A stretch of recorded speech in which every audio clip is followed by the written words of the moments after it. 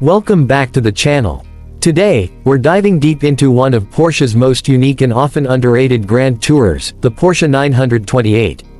This is a car that dared to break away from Porsche's rear-engine formula, aiming to redefine what a performance luxury coupe could be. Let's get into the full story, design, and driving dynamics that made the 928 a standout in its time, and why it's still relevant today. At first glance, the Porsche 928 makes a bold impression. Its long hood and short rear deck give it the classic proportions of a grand tourer, but the design was far from traditional when it debuted in 1977. The pop-up headlights, which sit perched above the fenders when raised, add to its unmistakable profile. Unlike many of its contemporaries, the 928 blended curves with aggression. Porsche crafted it to be both sleek and futuristic, with integrated bumpers and flush surfaces that made it stand out. The aluminum doors, hood, and front fenders helped keep weight down while maintaining structural integrity. Even by today's standards, the car still looks striking, and in good condition, it turns heads everywhere it goes. Step inside the 928 and you'll immediately feel the luxury-oriented direction Porsche was aiming for. The interior feels more akin to a high-end German executive car than a traditional sports car, especially in later models. There's a solid and functional layout with premium materials all around. The centerpiece is the instrument cluster, which was famously designed to move along with the adjustable steering column, ensuring perfect visibility at all times. The seats are heavily bolstered, incredibly supportive, and surprisingly comfortable on long drives.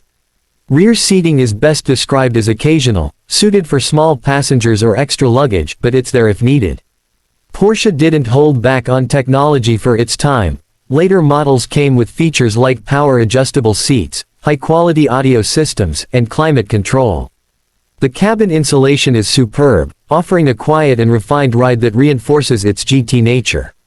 Now, let's talk about what really sets the 928 apart, the performance.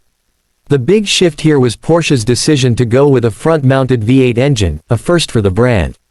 The base model started with a 4.5-liter V8 producing around 219 horsepower in US spec, which may not sound like much today, but offered strong torque and smooth power delivery.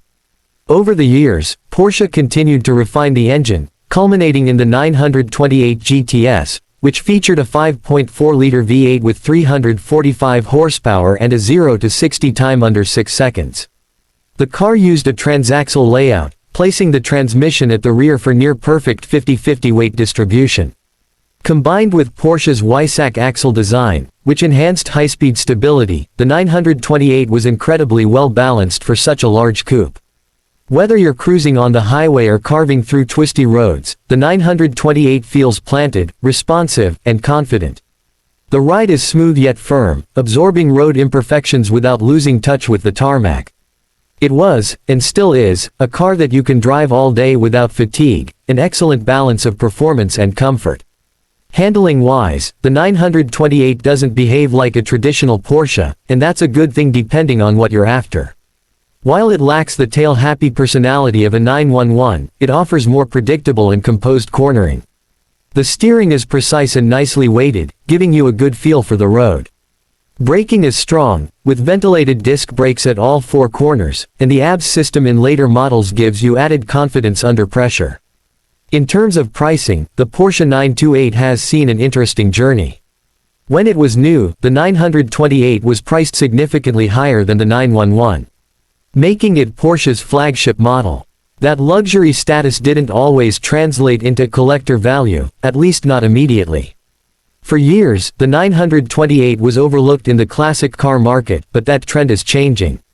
Today, a well-maintained early model can go for around $20,000 to $30,000, while later models, especially the 928 GTS, can command upwards of $80,000 to $120,000 depending on mileage and condition. Rare trims, low production numbers, and increasing appreciation for 80s and 90s GT cars are driving prices up. Maintenance costs, though, are not for the faint-hearted. The 928 is complex, and parts can be expensive. Regular servicing is a must, and timing belt changes, in particular, are both crucial and costly. But for those willing to invest the time and money, the rewards are well worth it. So, Where does that leave the 928 in Porsche's legacy? It may not have dethroned the 911 like Porsche initially intended, but it carved out its own loyal following. It's a car that dared to be different, that blended power with refinement, and that continues to offer an engaging and comfortable driving experience even decades after its debut.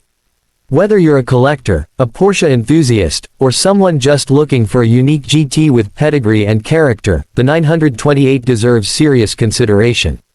Thanks for watching. If you enjoyed this full review of the Porsche 928, hit that like button, subscribe for more in-depth car reviews, and drop a comment letting me know which classic you'd like to see next. Until then, drive safe and stay curious.